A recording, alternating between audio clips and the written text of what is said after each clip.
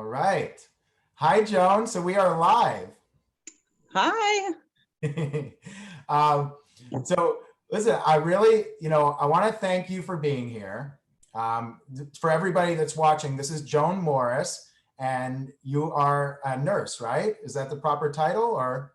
I'm actually a nurse practitioner, and I'm dually certified as a family nurse practitioner and a psychiatric mental health nurse practitioner. Thank you. Yeah, that was not the right title. So I want you to know, like, my partner Nathan and I, we created this because we really believe that it is people like you, nurses, firefighters, garbage men, paramedics. You're the people that make this country work every day, that allows people like me to have the freedom that I count on and that I enjoy in this country. And well, thank you. Thank you for the recognition. I do realize that most recently with COVID and everything, we are first responders, nurses, firefighters, hospital workers, and policemen are getting more recognition. But I think most nurses, they don't go into nursing to receive that recognition. I mean, we're grateful for it recently. People go into nursing because they want to care for people. They want to help people to be the best they can be and reach their highest potential. With that being said, I went into nursing, to educate my patients, to help them through an illness, to prevent them from having any further illnesses. And that's the freedom within nursing itself. We create freedoms for you by caring for you, but within our realm of nurses, nurse practitioners, as a provider, we have the freedom to choose plans of care for you, options, alternative therapies, not just the traditional medicine. We can utilize, homeopathic therapies. Those are the freedoms. Really? I didn't even know that you had that option. That's really yeah, cool. within it. One of my biggest therapeutic interventions I like to imply, to utilize in my care plan with my patient is exercise. I work with a lot of mentally challenged, mentally ill people, from schizophrenia, bipolar, anxiety, more anxiety with COVID, depression, substance abuse. And with those people, I really feel if you teach them how activity and motion can help them distract themselves, it's good if you're taking medication, it helps to circulate the medication. If you're not taking medication, you can teach and educate your patient on the value of exercise and releasing your natural endorphins. So those are the freedoms I have, like moving through. I'm muted. No, you're okay. We hear Okay, you. sorry. Those are the freedoms even within the field of nursing, choosing what you want to do and how you want to care for your patients. It's not cookbook medicine.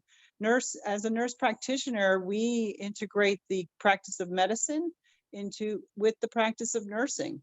So you get a very caring provider. So I want to look at it, and how I want to share my information with my patients for them to help themselves too. Empowering our patients is a big thing. And that's what we do as nurse practitioners. We teach them, we always say this one thing, we say, let me help you help yourself. So we're not enabling them, we're empowering them.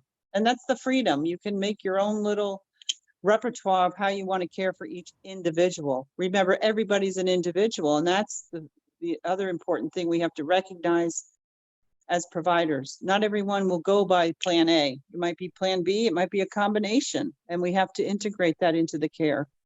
So I really get I hear the passion in your speaking to really create unique, empowered plans for every individual and like really deal with them as the individuals that they are. The question that comes up to me when I'm listening to you is this something you always wanted to do? I have a video of myself when I was about 4 years old out in the backyard.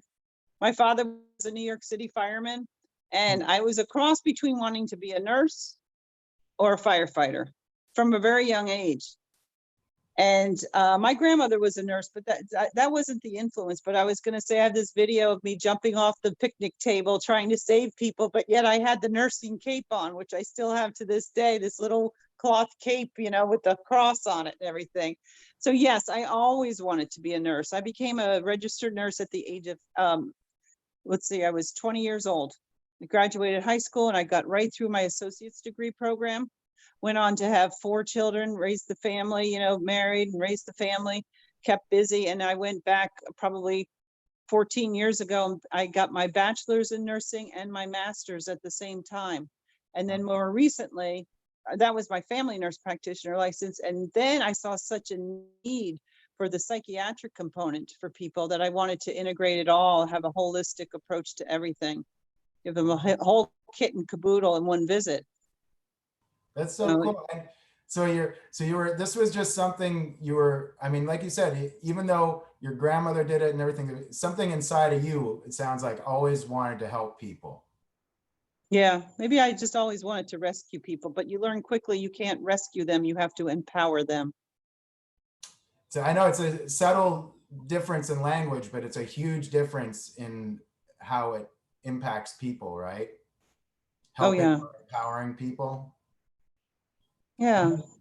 And then if I understand correctly, right, you must be empowering and inspiring people, because haven't your girls followed in your footsteps a little bit too? Oh, my family, we have a long line of nurses in my family. My sister's also a nurse practitioner, and I have 2 daughters that I'm so proud of. One is a director of nursing at a psychiatric facility, my oldest daughter, and one of the other girls is a registered nurse now. She works on a COVID unit in Lakeland, Florida. She works hard every day. Wow. And we try to encourage her, but right now she's finishing up her nurse practitioner license, and she's had the opportunity to come in and shadow me, work with the psychiatrist and everything, to do some of her clinical hours. And it's interesting what she sees in me differently than her mom, and how I see her as a new provider coming down the pike here. I can only imagine you've got to be a little proud, because not just nurses, but nurse practitioner, and then going into one of them, and then the other one going into the psychology field too, like really taking on mental health. So that's pretty. Yeah. What do you think for you? What do you find to be, you know, I really get your commitment to empowering people and creating custom plans. What's the most challenging part for you? I find there's a struggle with clients. You know, you do your best to get them on the course of medication routine and compliance. Take, for instance, yesterday, I have a young man who's been struggling with his diagnosis of schizophrenia, and his mother's struggling with him, pressuring her to come off of medications. I spent an hour on my day off on the phone trying to convince her, do not cave into him. You have to have tough love.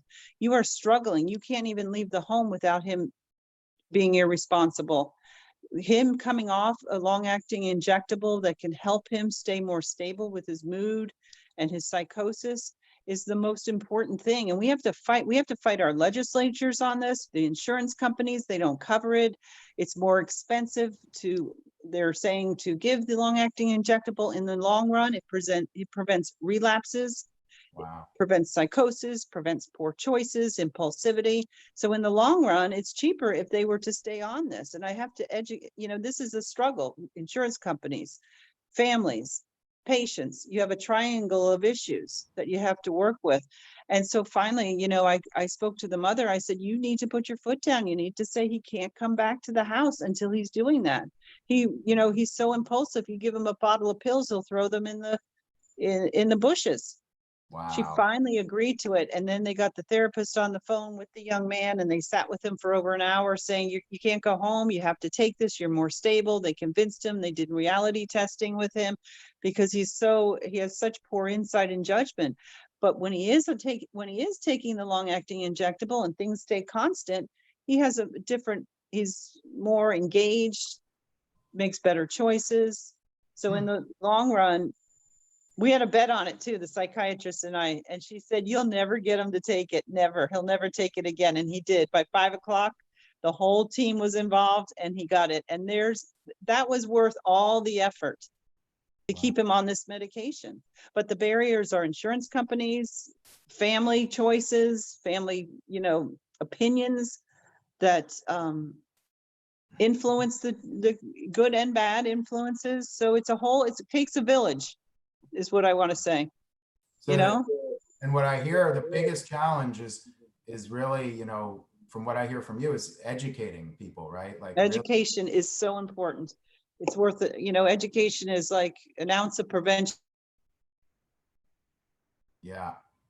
And it's true. And there's just so many different opinions. And it's funny how people that, I mean, yeah, they might care, but sometimes people's opinions overrides like actual knowledge, right? Like And here's the thing, I always go back to the evidence-based practice, through research, what works. right. We don't just pull it out of our hat. Oh, here, take this pill because it works. You're a brown-eyed, blue-eyed, brown-haired, blue-eyed man. This is the pill that works. No, it doesn't work like that. We base everything on research. Nursing is a science. It's not just a very caring profession. We base our practice on science, just like in medicine. Yeah. Wow. So, I mean, people don't know. I mean, I can't even imagine all the things you do that people don't even know you do, right? Like you just said, I mean, you spend an hour, and you're saying an hour, and I'm hearing the day. It sounds like it was actually ends up being a lot more than just an hour of your time. Yeah, my time, but then the whole clinical team had to work for that one patient because of the barriers. Because of the barriers the patient puts up, because of the insurance companies we write letters to try to get things covered, taking time out of the time we spend with our patients. Wow. So, but I do it with the support of my nursing team. I have to tell you, I can't do my job without my nurses. Calling the pharmacy, calling and getting everything expedited for the care. So Joan, obviously, I mean, I don't know that everybody would have the appetite or the stomach or the patience and the heart to continue doing that. Why do you do what you do? Like, what is it that you get? What's the reward that you get for yourself out of all that? People go into careers for different reasons, and maybe I went into my career because I thought I was going to cure people and everything. But when you realize the altruistic effect of what you get back by giving, and you see, wow, look, I changed the world for that family, but I may have changed the world too. And it's just those little things you can do that can change the world. There's a whole picture. There's a bigger picture than just that one patient in the room. That's why I hope 1 million people see this video, because that's exactly why we created this, is because it's people like you doing that, with that intention of impacting one life at a time, and not knowing if it will make a difference, but believing that it will make a difference. Because you know what? I always say it's the belief, and there's always hope. There's always hope. Someone can have their whole life change. And you don't know who these people are going to be. Like, look, you might have just saved, I mean, this young man, he might be confused right now, not able to stay on his thoughts, but if you get him grounded and and he starts having more consistency, who knows what he could create, right? I mean, yeah. They don't have low IQs. They just have this psychosis, and they need to settle their brains down and focus. And with good support systems and guiding them in the right direction, we can help them. Love it. So, taking it to a little bit of like a broader, bigger context, right? Like, because we're doing this for Independence Day. And as I said, to me, you are a hero. What is like, what is liberty and freedom to you? Oh my gosh, I talk about this all the time. You know, I always have my daily gratitude and being able to go places and see things and do things and travel. And our freedoms kind of are a little bit of a restricted at this time, but our freedoms are still that we have choices that we can make. And within making the choices, we have to remember that we have social responsibility that connects to the freedom that we have. And Mm, for me, it's the importance of that social responsibility and setting the example and leading by example. You know, wow. I consider myself a pillar in the community by leading by example, helping others. Volunteering is so important for everyone's well-being and setting that example. You know, so much of my time I do give back in the community, and we do, you know, pro bono work periodically. I take my students at FAU down to Guatemala and teach them and give up my time, my I didn't personal know you time. did that. Yeah, so that's the freedom we have. We have the freedom to expand this and go globally as nurses, Wow. to bring Good. in the young minds. The eyes are open. They're looking at everything. I have had a couple of cohorts that I, you know, bring the new students into Boca Regional Hospital in the last couple of years that, you know, they're new nurses. They're so afraid. They know they want to be a nurse, but they get up there and they realize, oh, there's more to it than just this task-oriented stuff. So I make them critical thinkers. I make them critical thinkers. We were in the cafeteria one day and the fire alarm went off and they're like, oh, we get a longer break. I'm like, no, I can show you where the stairs are. And I made them walk up 7 flights of stairs. I said, you are responsible. You are responsible to get back there, to help out your coworkers. You know, teaching people about responsibility for others too is important. Nursing is a great career because you cannot hide from being socially responsible. Wow. I tell me if I got you, but one of the over what I hear in that so much is like you of course respect and appreciate and are so grateful for your freedom, but you also realize that freedom is an opportunity and you're not wasting that opportunity. Like you really, No, not for myself, nor am I wasting it to expose others to that opportunity. yeah, I hear that. It's like, Any moment, just get me talking. well, freedom is a gift, right? Is what I'm hearing in your speaking. Like it's not something to take for granted. It's not to get somewhere. It's a gift No, we've been given, and it gives us, there's a responsibility in that gift. yes. And you know, there's a responsibility, and there's also with freedom, you have to respect other people's choices. You cannot, you know, come down on people that are making choices that you feel are poor choices, because Mhm. everybody, again, is an individual and you don't know their struggle. So people may be making poor choices in these COVID times that you feel, oh, maybe I should enlighten them. Well, lead by example. You know, sometimes you can't do anything but do the right thing. Wow. Joan, you know, I really mean this from the bottom of my heart. It makes me feel better knowing that you're the type of people that are out there and like knowing that, not that I ever want to, but if I did get sick, that there's people like you out there to take care of me and to help me guide me through and empower me through that journey. All And right. Thank you for yeah, recognizing it. Not just me, but there's so many people in the world that care for people. yeah. Yeah, we just happened to speak to you and you're representing a large segment of them this afternoon, you know. Yeah. Well, Joan, this was I love the fact that I got to know more about you. Oh, And that's true too. Yeah.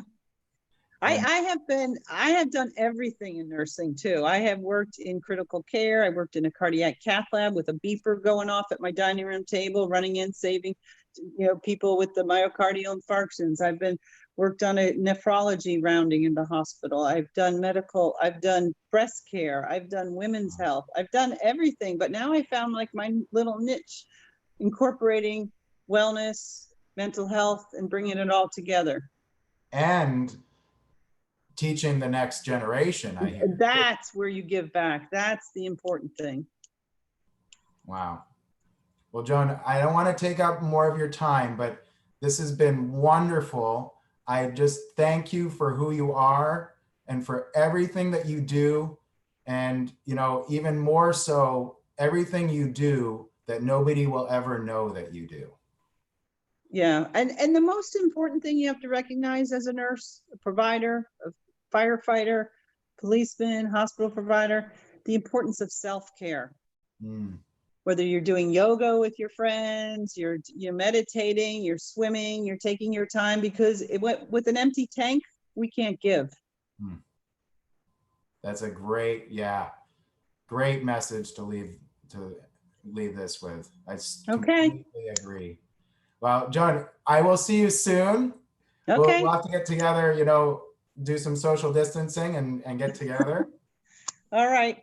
Thank you But for having me. Thank you. really, my pleasure. And you know, just keep being who you are. Thank you so All much. right. All right. Bye-bye.